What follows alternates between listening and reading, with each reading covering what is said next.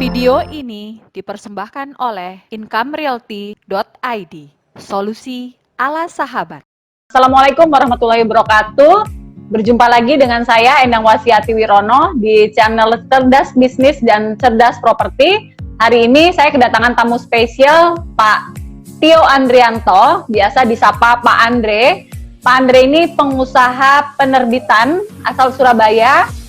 Penerbit PT-nya beliau itu bernama Mas Media Buana Pustaka. Nah, jadi hari ini saya mau mengulik ilmunya beliau tentang gimana sih awal merintis bisnis mass media ini sampai dengan akhirnya sekarang ya lumayan lah ya, bukan lumayan karena Bapak kalau saya pikir mungkin kalau dibilang monopoli sih enggak ya, tapi cukup dipertimbangkan seperti itu kan sebagai penerbit. Nah, Pak Andre, boleh dong diceritakan bagaimana kondisi bisnisnya saat ini di situasi pandemi saat ini? Silakan Pak Andre. Kabarnya piye gitu, silakan. Awal-awal itu dengan adanya corona saya sempat berpikir, wah jangan-jangan bisnis saya ini terdampak juga. Memang di awal-awal di bulan Maret, April, memang penjualan menurun. Tapi saya sangat meyakini karena bisnis saya ini kan di penerbitan buku pelajaran, yang dimana buku pelajaran itu wajib digunakan oleh sekolah. Ya. Nah, pada waktu itu kan sekolah sudah diliburkan semua. Jadi sales-sales kita, marketing kita pergi ke sekolah-sekolah, agak kesulitan untuk menemui guru, yang dimana guru atau kepala sekolah itu adalah key person untuk bisa melakukan pemesanan atau pembelian buku-buku produk kita. Ya. Nah, jadi saya mulai, waduh, gimana ini? Kepala sekolah, guru-gurunya ditemuin pada nggak bisa. Tapi ternyata itu hanya berlangsung mungkin 1 atau 1,5 bulan.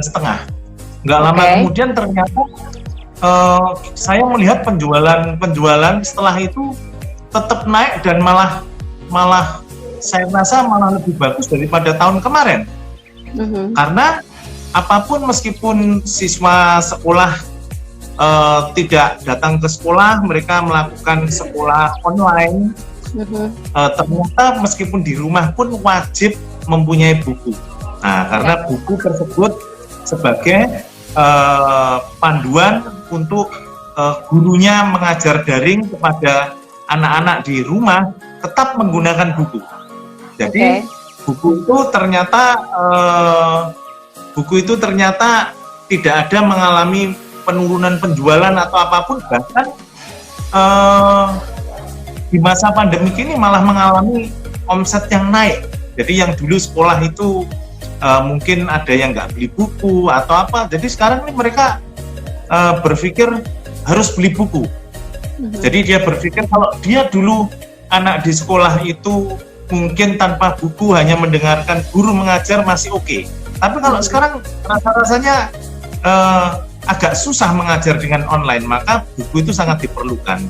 Jadi ya saya mengucap syukur di masa pandemi ini sektor usaha di semacam saya ini tidak mengalami problem yang berarti, bahkan malah bisa merasakan lonjakan penjualan.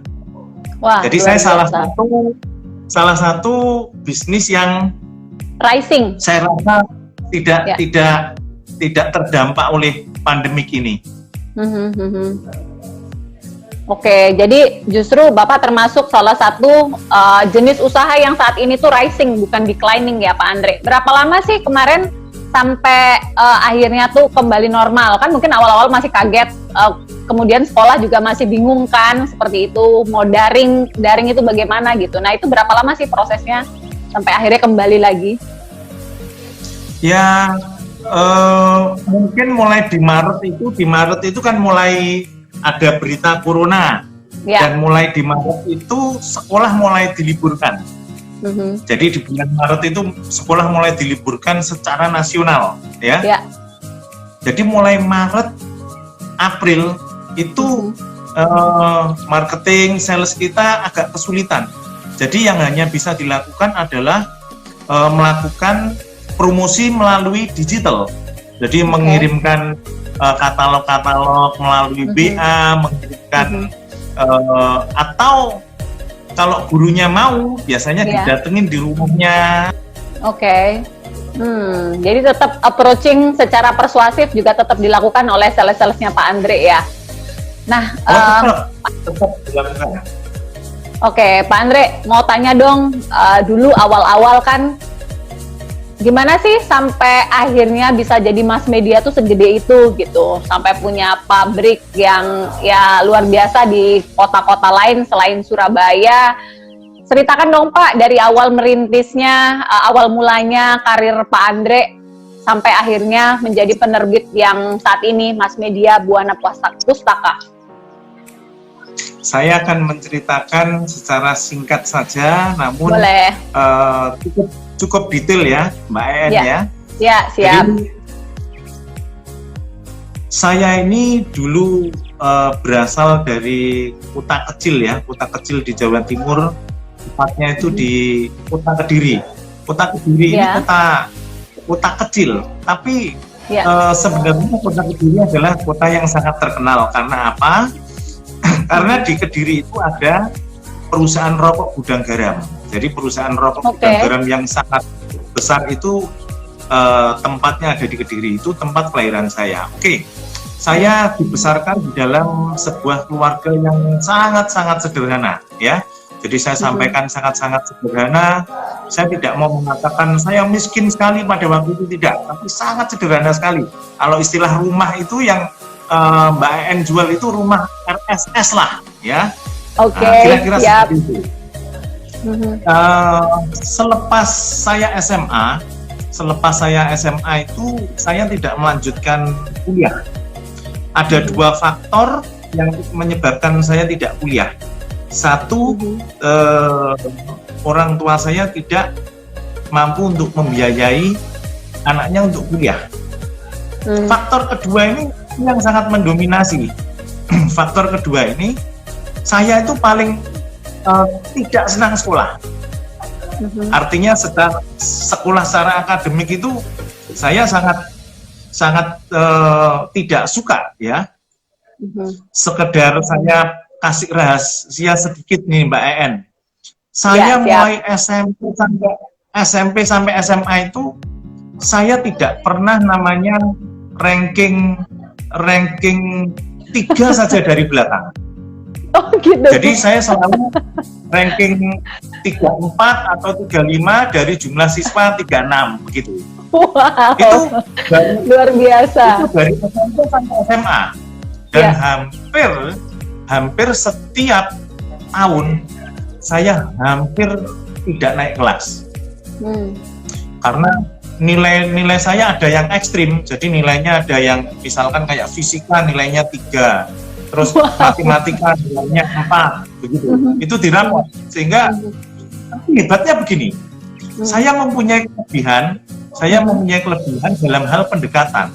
Pada waktu itu saya mendekati guru wali kelas saya, itu dengan cara pendekatan saya, entah yang kita supaya dikasihani, ternyata saya akhirnya lolos terus, nggak sampai nggak naik kelas. Nah, itu singkat cerita seperti itu. Lantas setelah SMA saya cukup bingung ngapain. Jadi tidak ada yang memberi saya saran atau masukan. Jadi orang tua saya pun juga lebih mengalir, ya udah kamu mau apa aja terserah. Pada waktu itu sempat saya pergi bekerja di Kota Nganjuk. Kota Nganjuk itu ya kira-kira hanya setengah jam dari Kota Kediri. Itu juga kota lebih dari Kediri. Di situ saya bekerja di seperti pabrik pabrik pembuatan mie tapi dari bahan baku labu. Jadi mie labu diekspor ke Jepang.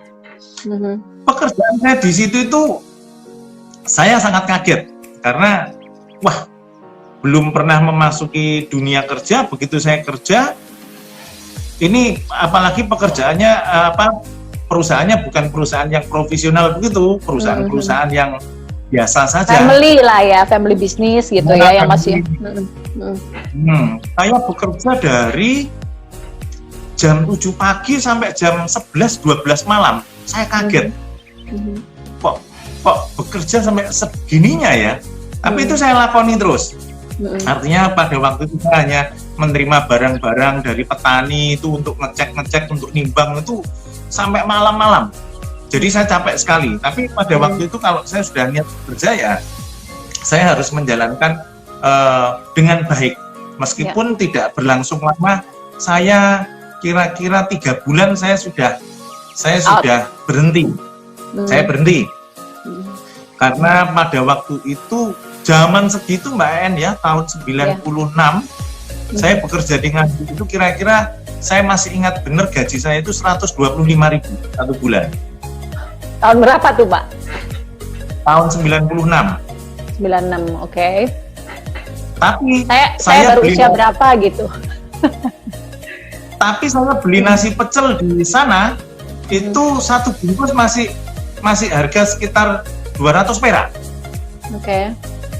Nah, jadi singkat cerita saya keluar, saya kembali ke rumah. Kembali ke rumah saya dapat 2 hari saya sudah gundah gulana nih. Gundah gulana main di Kediri. Akhirnya saya mempunyai pikiran, oke lah saya akan merantau ke Surabaya, kota besar. Pilihannya Surabaya karena ibu kota di Jawa Timur. Saya akan pilih Surabaya. Kebetulan teman-teman saya sekolah kan banyak yang kuliah di sana di Surabaya. Ya. Dengan berbekal saya hanya ketemu dengan teman semasa SMA saya, teman baik saya di sana nunut tidur di kosnya mereka. Oke. Tapi makannya tetap makan sendiri. Hanya kalau tempat tidurnya saya nunut mereka. Jadi mereka pun juga nggak keberatan. Oke.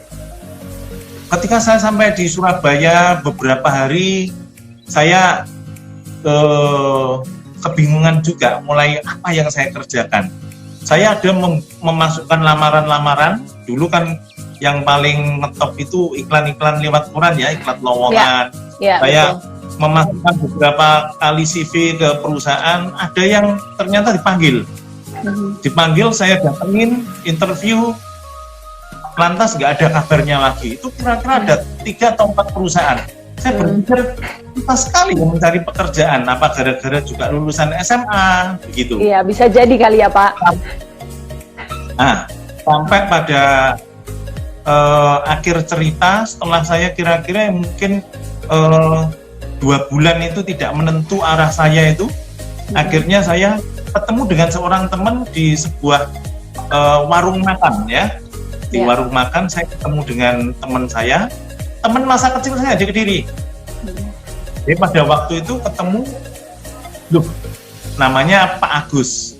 Loh, Gus, kok di sini? Oh iya, loh, kamu kok juga di sini? Ya saya katakan ya di Surabaya sudah ada 2 bulan ini. Ternyata saya tanya, dia kerja di sebuah perusahaan kertas ya, perusahaan distributor kertas, bukan pabrik kertas tapi distributor kertas.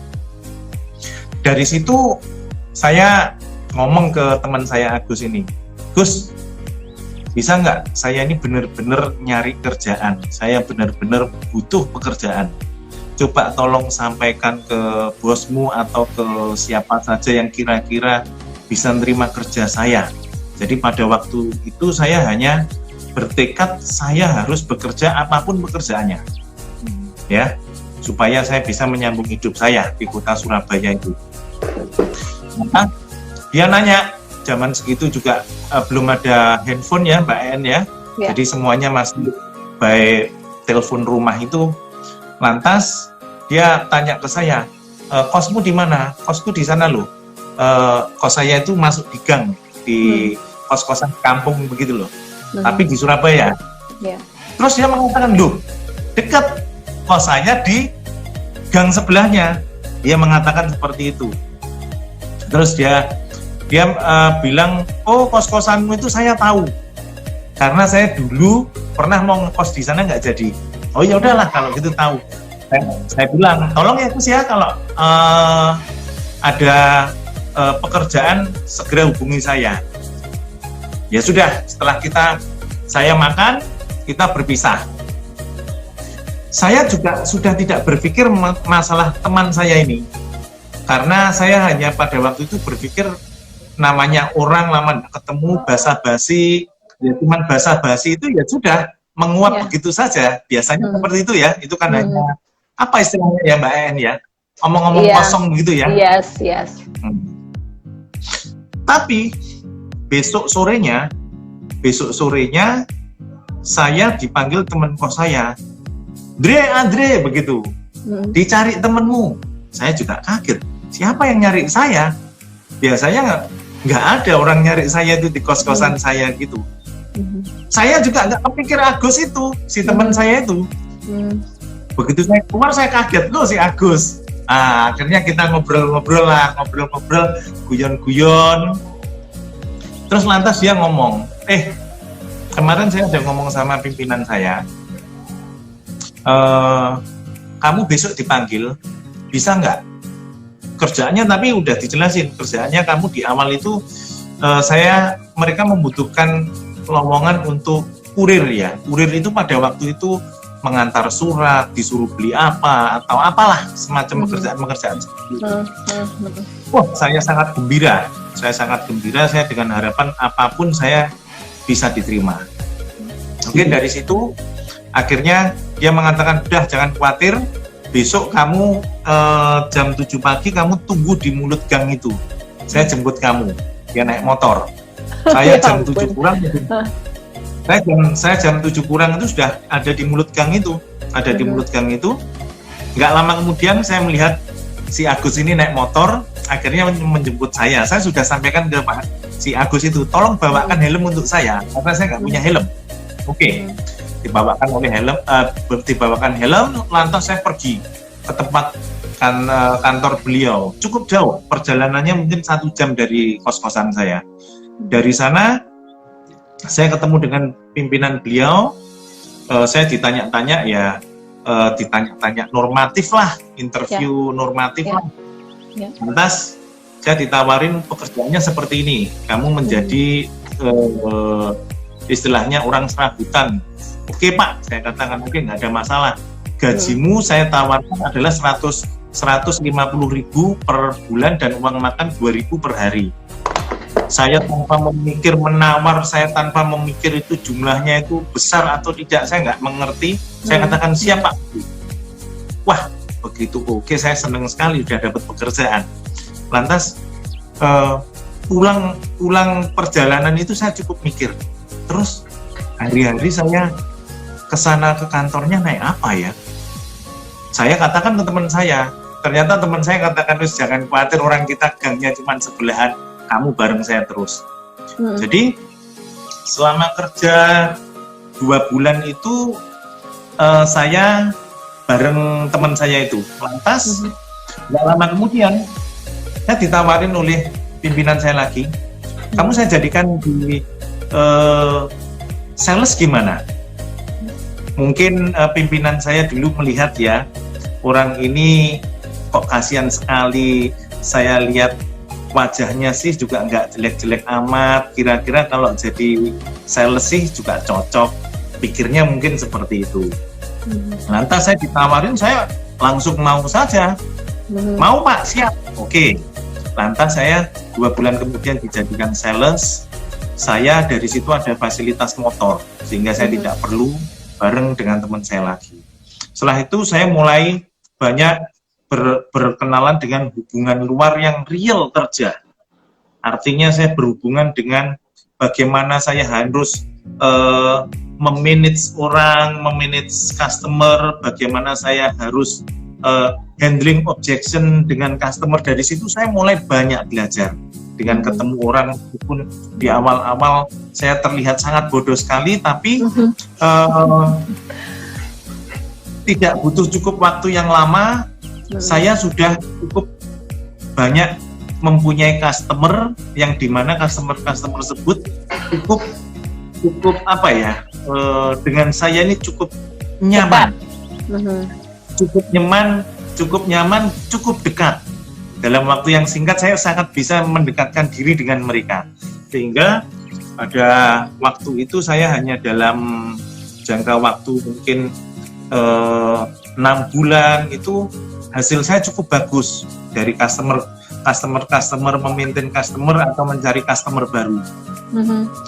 Sehingga pada waktu itu saya selalu memperbanyak relasi customer saya dan mempererat dengan customer saya, hubungan saya. Saya tidak mau kalau customer saya ini sampai beli ke kompetitor lain. Jangan. Pokoknya ke saya apapun saya dulu kenapa customer itu dengan saya merasa cukup senang, merasa cukup dekat, karena pada waktu itu ketika saya benar-benar melihat customer saya ini sebagai seorang raja, jadi artinya saya melayani dia itu juga melayani customer saya itu sebagai seorang raja. Saya ringan tangan terhadap mereka, jadi mereka mau meminta bantuan apa saja saya pasti akan lakukan. Saya selalu menawarkan tenaga yang saya punya ini untuk mereka, sehingga mereka akhirnya senang dengan saya. Saya bekerja menjadi sales kira-kira tidak genap 1 tahun. Sampai pada yang terakhir saya ketemu dengan beberapa customer saya yang ya boleh saya katakan customer ini customer bos-bos lah ya. Itu mengatakan ke saya gini, Andre, kamu ini saya lihat masih muda, kamu juga ya maaf saya bukan memuji diri saya, kamu ini juga nggak jelek lah, lumayan lah begitu. Jadi kamu cuman sales begini kelilingan naik motor apa mau jadi apa? Kalau bisa ya udah kamu sekarang punya banyak customer apa ya dikerjain sendirilah.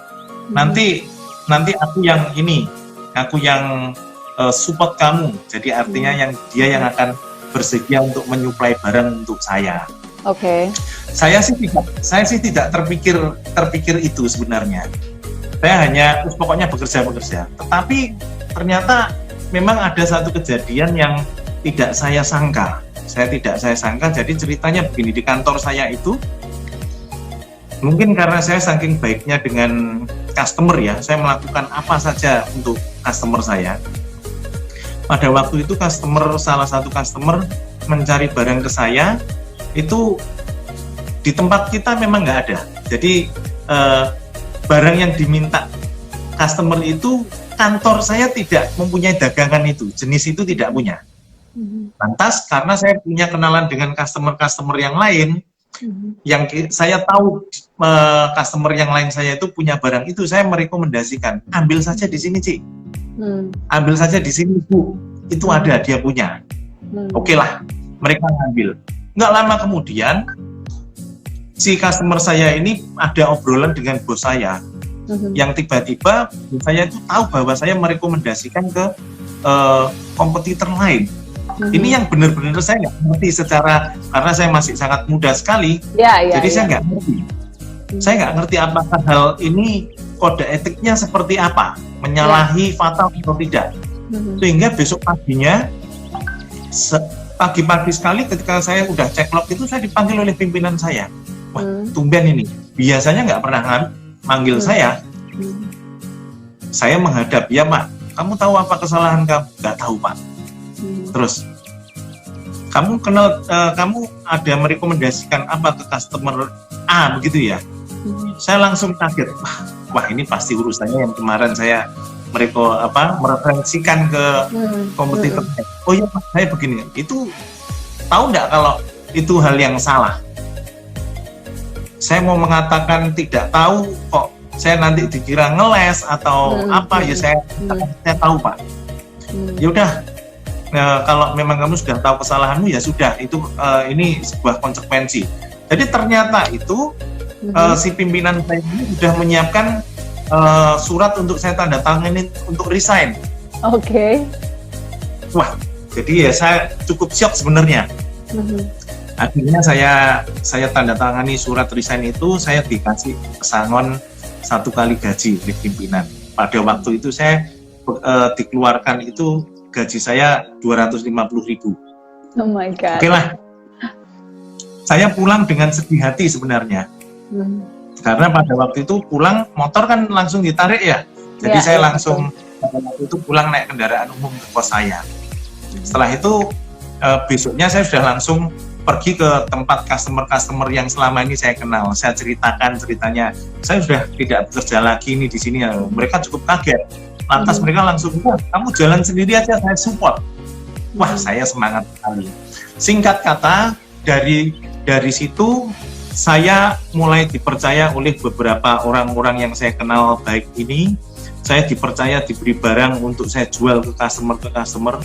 Dalam waktu kira-kira mungkin 4 tahun. 4 tahun itu kira-kira ya saya masih umur 23 itu saya sudah bisa mengumpulkan beberapa uang sampai akhirnya saya bisa membeli sebuah rumah yang itu saya jadikan untuk kantor. Dari hasil situ. Lantas mungkin 2 tahun kemudian itu saya sudah bisa menjadi distributor dari kertas. Wah, luar biasa. Ya semacam dengan yang perusahaan saya ikut dulu. Meskipun skalanya tidak sebesar kantor saya dulu, skalanya kecil, namun saya sudah dipercaya untuk menjadi distributor. Karena saya mungkin customer saya banyak dan orderan saya juga banyak seperti itu. Sehingga mulai berkembang, saya menjadi distributor kertas mulai berkembang sampai saya berpikir bagaimana saya harus mengembangkan ini. Karena saya dulu berpikir saya tuh punya cita-cita. Saya tuh satu saat kalau saya sukses, saya bisa mempunyai perusahaan. Cita-cita saya itu saya mau punya karyawan banyak. Itu cita-cita saya seperti itu. Tercapai dong, Pak. Akhirnya kan kalau dari distributor kertas saja sebenarnya tidak memerlukan banyak orang, mungkin hanya memerlukan 2 admin, 4 sopir dan apa-apa nggak terlalu banyak. Sehingga pada waktu itu ketika saya sudah bisa mengumpulkan modal, saya berpikir kenapa saya tidak buka percetakan. Akhirnya saya membuka percetakan. Awal-awal saya hanya ngontrak gudang, dan saya beli mesin-mesin yang sangat tua sekali yang harganya murah-murah begitulah. Tapi saya mau tekun. Di situ saya mau tekun, saya mau belajar melihat prosesnya seperti apa, trial error, gagal saya coba lagi, sehingga saya sudah mengerti bagaimana kira-kira menjalankan bisnis percetakan.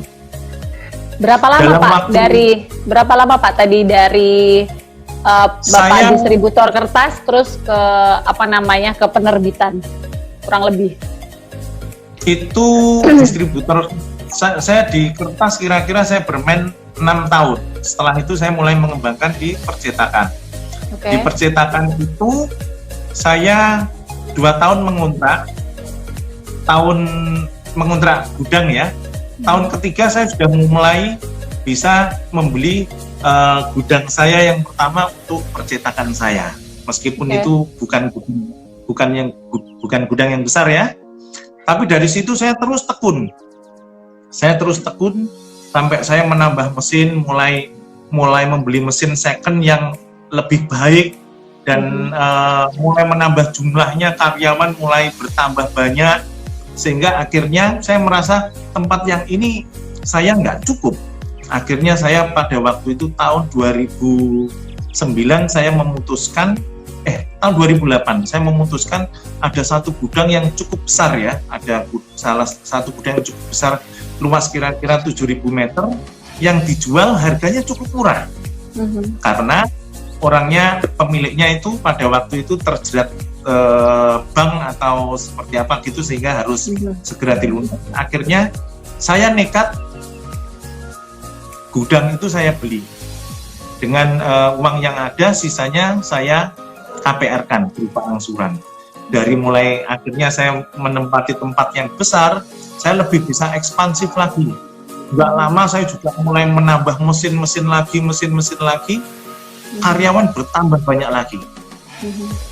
Tapi pada waktu itu percetakan saya hanya bergerak di jasa. Jadi misalkan Mbak En nih mau bikin majalah, oke, saya yang bikin.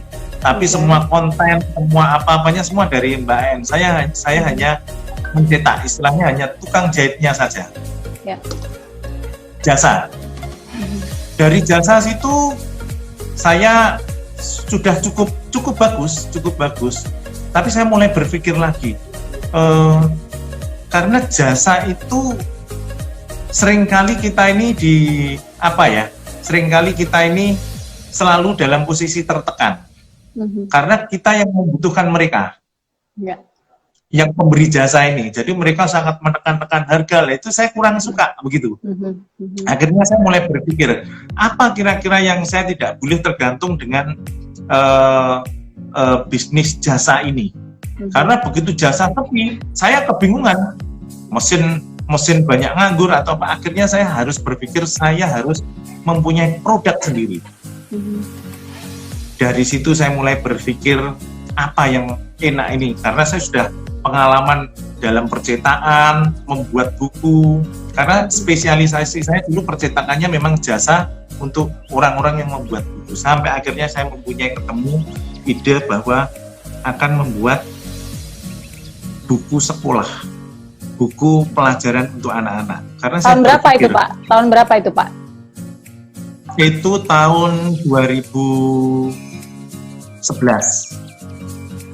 Oke, tahun 2011. Nah, Pak, saya potong dikit. Tadi kan dari distributor kertas, terus ke percetakan, kemudian sampai akhirnya terakhir, ini baru mau masuk ke penerbit. Nah, kalau sudah masuk di cetak buku ini tadi kan ada banyak talentnya tuh. Artinya kan kayak harus ada editor, harus ada copywriter yang bagus gitu. Nah, itu gimana tuh Pak? Maksudnya kan itu shifting ya, naik kelas. Nah, itu strateginya gimana Pak untuk dapetin orang-orang terbaik, tim terbaik, dan pastinya juga ilmu yang menyesuaikan dengan bisnis masing-masing, bisnis yang baru itu gitu. Ya, singkat saja bahwa kita tahu kalau kita kadang ingin mencari seorang karyawan yang baik yang bisa memberi ilmu tambahan bagi ownernya, di mana ownernya mungkin dalam konteks hal tertentu, keilmuan tertentu kurang, anak buah itu bisa memberitahu lebih banyak, ya mau tidak mau kita harus mencari karyawan yang mempunyai pengalaman di sana. Sehingga pada waktu itu saya melakukan perekrutan karyawan-karyawan yang memang bekerja di sebuah penerbitan buku. Jadi saya ambil di perusahaan A, B, atau C, saya tawarin, dari situ saya mulai belajar banyak dari mereka. Jadi saya belajar banyak terhadap karyawan saya.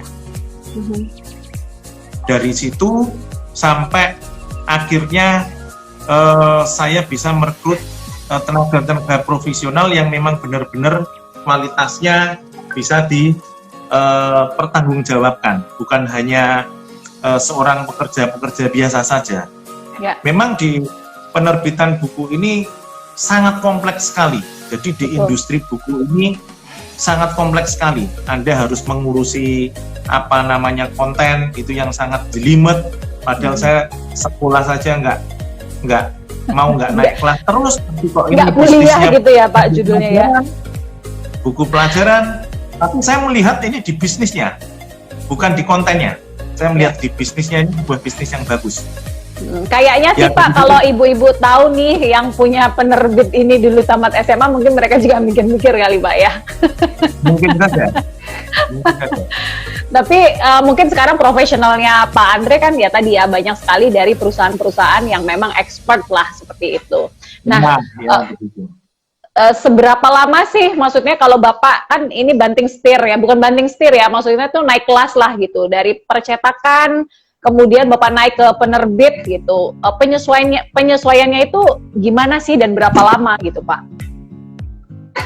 Penyesuaiannya cukup lama ya. Jadi misalkan kayak pada waktu saya di bisnis penerbitan, itu saya untuk benar-benar saya bisa settle membutuhkan waktu kira-kira 4 tahun di penerbitan ini, sehingga saya benar-benar sudah bisa menguasai, juga mulai bisa membranding brand buku kita ini ke market bebas.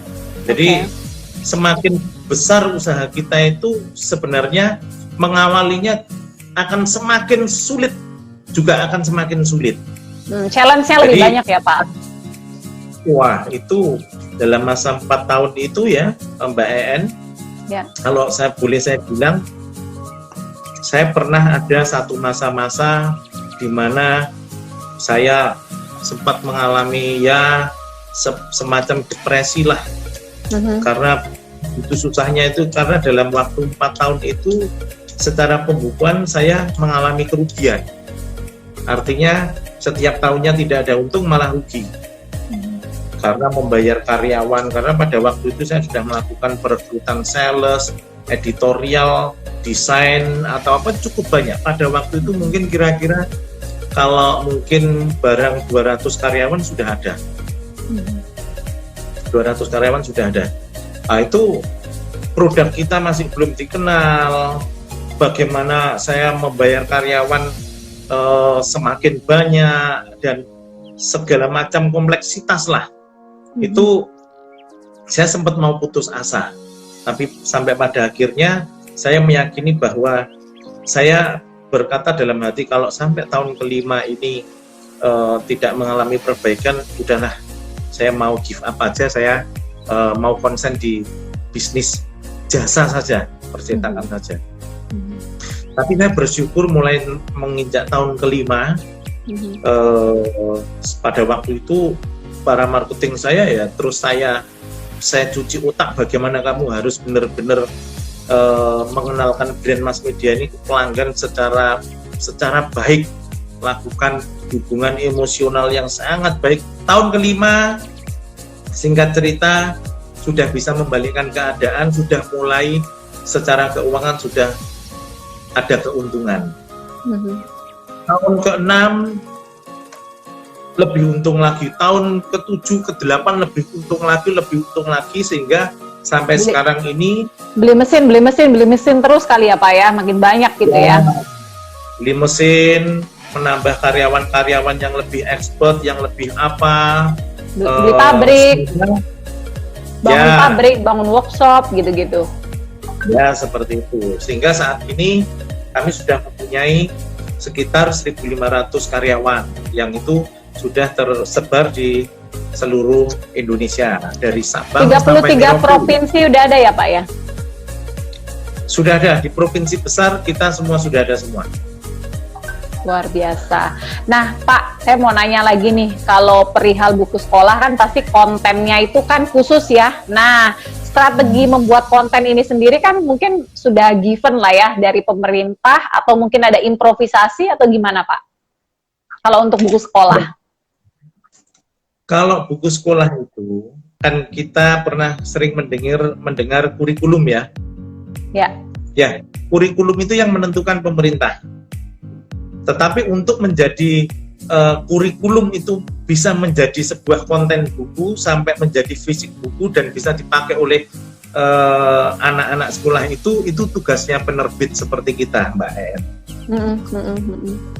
Jadi kurikulum itu hanya pemerintah mengatakan misalkan seperti ini.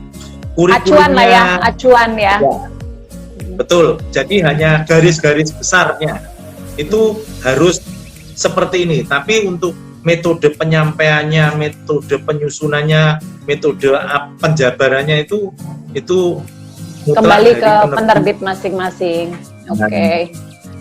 Nah, Pak, saya mau tanya lagi nih, kalau dari siklus bisnis ya, mulai dia born, lahir, sampai dengan dia rising, sampai dengan dia puntung, kalau yang Bapak sudah lewatin, bicara yang mungkin yang sekarang ini adalah penerbitan. berapa lama, terus di tahun-tahun keberapa sih yang biasanya itu rasanya tuh susah dan suffer gitu. Terus bagaimana sih strateginya untuk tetap eksis? Di dalam memasuki sebuah bisnis yang baru, ya, sebuah bisnis yang baru itu 3 tahun pertama sangatlah berat. Jadi saya dulu mengumpamakan 3 tahun pertama saya itu seperti saya ini menggendong seorang Dracula, ya. Jadi saya ini menggendong Dracula aja sudah beban, ya. Dan dihisap lagi. Dracula ini lapar dan haus, dia akan menghisap darah saya. Ya, jadi itu kiasannya seperti itu, betapa susahnya pada waktu itu. Ya, apalagi saya di bisnis yang baru itu saya tidak paham, artinya belajar dari nol. Ya, tidak ada mentor pula ya, gitu. Tidak ada. Ya, saya lebih banyak belajar mencari-cari sendiri, ilmu-ilmu baru sendiri, lalu saya improve sendiri seperti itu. Jadi trial error saya ini cukup banyak. Tapi yang pada waktu itu yang menguatkan saya itu hanya satu, keyakinan saja. Jadi modal saya itu hanya keyakinan. Jadi setiap hari saya selalu mendoktrin diri saya bahwa saya dalam hal ini nanti satu saat, satu hari saya pasti akan bisa merasakan hasilnya. Saya doktrin terus. Jadi saya doktrin, oke lah, saya selalu banyak menghibur diri. Ya oke lah, ini sih belajar, saya nggak tahu, saya mengalami, oke lah ini, saya mentoleransi diri saya sendiri. Tapi demi keyakinan saya bahwa ini sebuah pilihan bisnis buat saya yang menurut saya yang bagus. Ya, jadi mungkin Mbak En juga bisa berpikir kalau sekolah itu orang kalau punya uang, nggak punya uang, suka baca, tidak suka baca, suka belajar, tidak suka belajar, apapun kalau di sekolah wajib beli buku nggak? Wajib. Itulah kata-kata wajib itu. Fardu ain, Pak, kalau kata orang Islam. Jadi pokoknya lu mau baca atau enggak, lu harus punya buku gitu judulnya. Nah, itulah yang mendasari keyakinan saya bahwa ketika saya serius dalam bisnis ini, saya pasti bisa. Karena apa? Ini sebuah porsi di mana sesuatu yang pasti orang harus beli. Beda dengan kita kalau menawarkan parfum atau apa yang ada pilihan di mana saya tidak butuh, saya tidak beli. Tapi kalau ini pangsa pasar saya sekolah, buku primer, kebutuhan primer, wajib gitu ya. Nah, itu. Ya, Pak Andre, yes. Jadi waktu kita tinggal 8 menit lagi. Nah, saya mau tanya lagi ke Pak Andre, strategi Pak Andre. Ini kan penerbit kan juga banyak nih yang masuk ke sekolah-sekolah nih. Ya kan nggak cuman mass media dulu-dulunya awalnya, sampai dengan hari inilah. Bagaimana tips dan strategi Pak Andre untuk tetap bukunya Pak Andre itu dipakai di sekolah tersebut gitu, baik di negeri maupun di swasta? Ada 2 hal, ya. Ada 2 hal. Yang satu itu kita berbicara konten, kita berbicara produk. Ya. Produk ini must be good, ya. Tapi must be good ini adalah relatif. Menurut saya baik, menurut Anda belum tentu baik. Tetapi Anda harus meyakini bahwa Anda harus berusaha untuk mempunyai produk yang bagus. Itu yang pertama. Itu yang pertama. Tapi yang kedua menurut saya yang jauh lebih penting adalah bagaimana Anda sebanyak apa, sedekat apa Anda bisa menguasai customer di market ini. Jadi how to make a good relationship with customer itu the most important thing. Yes. Kalau menurut saya. Ya. Jadi itu yang sangat penting. Ya. Jadi di dalam bisnis saya ini, kalau konten itu mau diadu dengan siapa aja itu so-so, kurang lebih, atau ada yang ngomong baik, ada yang ngomong jelek, itu relatif. Tapi ketika dengan satu customer ini mempunyai hubungan emosional dengan kita yang jauh lebih baik dengan sales kompetitor, saya yakin 100% customer akan lebih mengambil condong ke kita. Oke. Jadi itu saja, Mbak En. Baik. Nah, Pak Andre, ini kan di masa pandemi gini, saya kemarin ada cerita-cerita sama Pak Andre kan ada gebrakan juga kan, inovasi dan bisa dibilang ini shifting juga sih. Kemarin Pak Andre cerita ada namanya masuk ke dunia elektronik dan digital. Boleh ceritakan sedikit nggak, Pak? Sedikit saja. Yes. Jadi ketika dalam pandemi ini ternyata pemerintah mengucurkan dana untuk sekolah-sekolah seluruh Indonesia, mengucurkan dana untuk bisa dibelikan alat perangkat komputer berupa tablet dan dibelanjakan untuk alat-alat pencegahan COVID. Karena itu dananya ada dari pemerintah, diberikan ke sekolah dan sekolah harus membelanjakan. Maka pada waktu itu saya langsung membaca peluang bahwa saya akan menjadi pedagang perangkat komputer dan alat pencegahan COVID. Saya langsung melakukan pendekatan dengan pabrik-pabrik farmasi, dengan pabrik-pabrik perangkat komputer. Saya akhirnya ada deal-deal tertentu sehingga saya sekarang mempunyai dagangan alat-alat pencegahan COVID dan perangkat komputer yang sebelumnya saya juga buta sama sekali, tapi ya syukur hari ini karena sekolah ada dananya dari pemerintah, jadi omset kami semakin menggelembung dari penjualan perangkat komputer dan alat-alat pencegahan COVID, semacam hand sanitizer lah, atau disinfektan, dan masker, dan lain-lain lah. Luar biasa Pak Andre, langsung cepat menangkap peluang itu ya Pak. Nah instingnya itu gimana sih Pak, menumbuhkan biar kita tuh cepat nangkep gitu, ini ada peluang gitu, untuk shifting tadi. Saya hanya berpikir bahwa ketika kalau kita mengandaikan kita sebagai semut, ketika itu ada gula jatuh, kita sudah langsung tahu bahwa di situ ada gula dan harus kita makan. Ya, jadi filosofinya hanya seperti itu saja. Oke, cepat tanggap gitu ya. Jadi jangan ngelihat ini tuh satu krisis yang hanya sedih gitu ya. Tapi kita tuh harus optimis, terus tangkap gitu ya. Ini tuh ada peluang gitu. Betul ya, Pak Andre ya? Benar. Ya.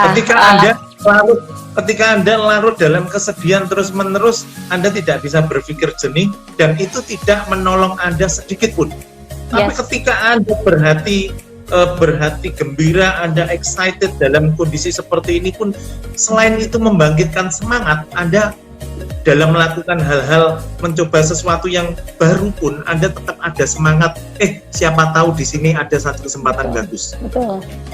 Jadi selalu ada selalu ada kesempatan, selalu ada opportunity. Saya recap aja bahwa untuk bisa shifting bisnis dengan cepat itu harus punya insting dan hati yang peka gitu. Jadi kalau kayak kita di kondisi pandemi sekarang ini, ya jangan larut dengan kesedihan, jangan hanya melihat kesedihan, pasti itu akan ada kesempatan atau opportunity. Terus kalau saya menangkap ya, Pak Andre ini sukses karena beliau itu supel, karena beliau itu pandai membina relationship secara personal ya, secara persuasif itu beliau sangat kuat, sangat strong untuk personal approach, untuk kedekatan dengan semua customer-customernya. Kemudian juga kalau saya menangkap bahwa siklus ketika berbisnis itu mau shifting, mau pindah ataupun mau naik kelas itu juga ada siklus-siklusnya. Jadi kalau saya tadi menangkap kayak di mass media itu beliau take sampai sekitar 5 tahun, saya juga merasakan bahwa nggak serta-merta bisnis itu 1 tahun itu bisa running dengan baik, 2 tahun itu bisa running dengan baik, tapi takes time gitu. Beliau juga sampai dengan 5 tahun baru sukses atau baru merasakan hasilnya gitu loh. Dan filosofi beliau adalah ketika memulai bisnis di awal itu bagaikan menggendong seorang Dracula gitu. Betul. Jadi jangan berpikir langsung untung gitu. Bahkan sebuah bisnis itu malah bisa menghisap darahnya kita kalau kita tidak pintar secara manajemen cash flow, kemudian juga manajemen yang lain tentang bagaimana mengatur tim sesuai dengan porsinya, right people on the right place gitu. Itu saya sudah lewatin semua juga, dan betul kata Pak Andre. Nah, kemudian juga salah satu tipsnya tadi, treat customer like a king ya. Jadi perlakukan customer itu seperti raja, apalagi yang bermain di bidang jasa. Ini sangat penting sekali. Jadi customer itu dijadikan teman, bukan hanya dijadikan sebagai seorang pembeli gitu. Benar-benar didengar apa sih kebutuhannya, apa sih yang menjadi kendala, apa sih yang menjadi komplain. Ketika kita bisa solve komplainnya para customer, itu akan mendatangkan rezeki dan mereka akan lebih percaya dengan kredibilitas bisnis atau jasa yang kita tawarkan, seperti itu. Nah, mass media Buana Pustaka ini saat ini sudah tersebar di seluruh Indonesia untuk pemasaran produk mereka, sudah punya 1.500 karyawan. Kalau mengenai strategi untuk bagaimana bukunya beliau itu tetap eksis dipakai di seluruh sekolah-sekolah di Indonesia, yang pertama adalah tadi konten. Ya, kontennya itu buat semenarik mungkin. Ya, gimana cara menghadirkan konten yang baik? Pasti harus punya para kreator-kreator. Kalau di penerbit itu ada namanya editor, ada namanya copywriter, dan ini biasanya orang pintar semua karena ide-idenya itu mereka harus fresh dan mereka harus menguasai. Dan saya rasa teman-teman juga yang memulai di bidang ini pasti nanti akan meng-hire orang-orang yang tepat, ya, karena kalau untuk menyajikan buku sekolah itu satu lembar aja salah itu bakal bahaya sekali. Dan biasanya sudah ada guidance atau GBHM-nya lah ya, garis besarnya itu bagaimana sih kurikulum yang diinginkan oleh pemerintah. Nah, nanti dari penerbit menyesuaikan konten dan berkreasi sendiri sesuai dengan kebutuhan dari dinas pendidikan itu sendiri.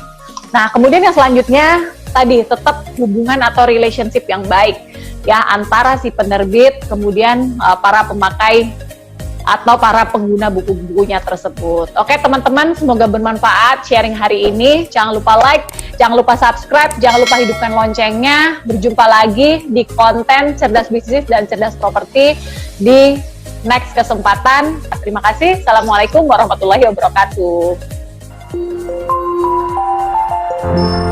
Video ini dipersembahkan oleh incomerealty.id, solusi ala sahabat.